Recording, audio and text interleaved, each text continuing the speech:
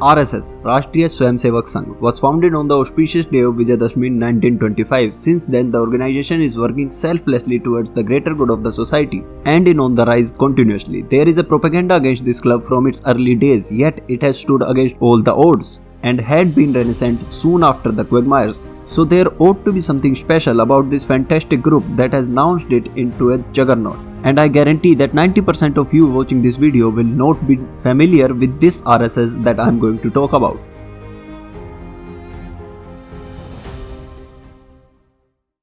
So here's some of the interesting and fascinating facts about these right-wingers. They have the largest NGO, non-profit organization in the world. RSS is the largest voluntary group in the world with over 6 million Swayamsevaks assembling in Sakhas throughout the country. There are more than 500 affiliates of Sangh Parivar, the parent club of RSS. Some of the major and well-known affiliates are these: Akhil Bharatiya Vidyarthi Parishad, the student wing of RSS, Bharatiya Mazdoor Sangh, Union of Labours, Bharatiya Kisan Sangh, Association of Farmers, Seva Bharati working for the weaker section, Vidya Bharati, the education wing of RSS that has CBSE and ICSE curriculum in its more than 25,000 schools. And because of the Hindutva ideology of the RSS, if you are thinking that they all discriminate within the people for being from different religion and from different culture, take a look at this. Muslim students in UP's RSS schools rise in 30% in 3 years. A Muslim boy from Sangh Parivar school tops Assam class 10th exams. And how can we not talk about the political wing of RSS? Of course, the ruling BJP. Every group is and works as a separate entity, having a common ideology, Rashtriya Swayamsevak Samiti.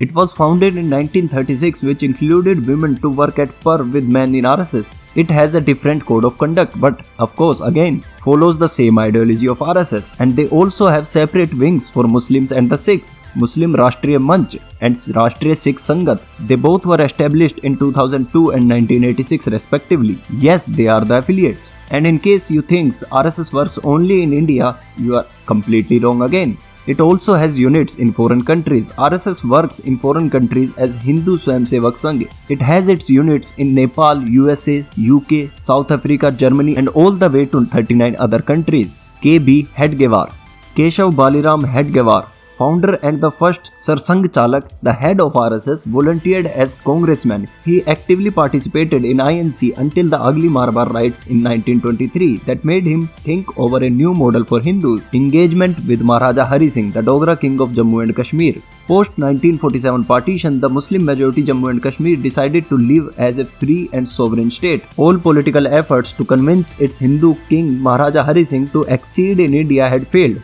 and the Pakistani troops had started with the invasion in the valley. Sardar Patel sent a message to MS Golwakar, who was the Sir Sangh Chalak at that time, to try persuading the Dogra king for joining India. Guruji immediately rushed to Srinagar and met the Maharaja. The meeting successfully ended with the king sending an accession proposal to Delhi. And in case if you are still thinking that the Gandhis had done all the fighting for the country, you are wrong again. The Sangh Swayamsevaks actively took part in every war that Republic of India had ever fought. On the words of Guruji, thousands of volunteers joined in Jammu and Kashmir and were ready to shed their blood post the partition of Maharaja Guruji meeting in 1947.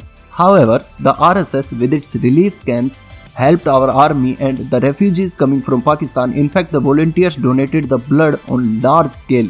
And also, how can we forget the 1962 war between India and China? The Swayamsevaks from different parts of the country gathered in the northeast and helped the army and locals during those trying times. And this dedicated service was recognized by the whole country when RSS was invited as a special gesture by the Prime Minister Nehru to take part in 1963 Republic Day Parade.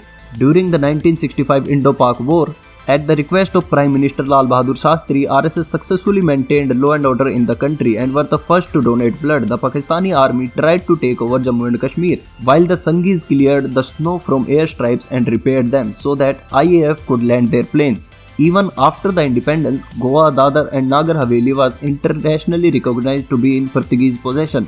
The unwillingness of the colonists to leave Indian territory was opposed by the RSS and it participated in the movement to decolonize these territories. In April 1954, the RSS formed a coalition with the National Movement Liberation Organization NMLO and the Azad Gomantak Dal AGD for the liberation of Dadar and Nagar Haveli. On 28 July, volunteer teams of RSS and AGD captured the territories of Naroli and Filperia and ultimately the capital of Silvassa. In 1955, RSS leaders demanded the end of Portuguese rule in Goa and its integration into India. When Prime Minister Jawaharlal Nehru refused to provide an armed intervention, RSS leader Jagannath Rao Joshi led the Satyagraha agitation straight into Goa itself. He was imprisoned with his followers by the Portuguese police. The peaceful protest continued but met with severe repressions.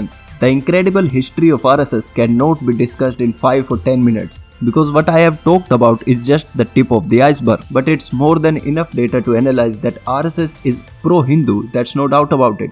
But that does not make it anti-Muslim, anti-Christian or some religion paranoids. In fact, the Hinduism is subverted under the aegis of some jingoists. That's it for today's video, and if you want to know some more crazy things about anything, just drop the comment of it and let me know.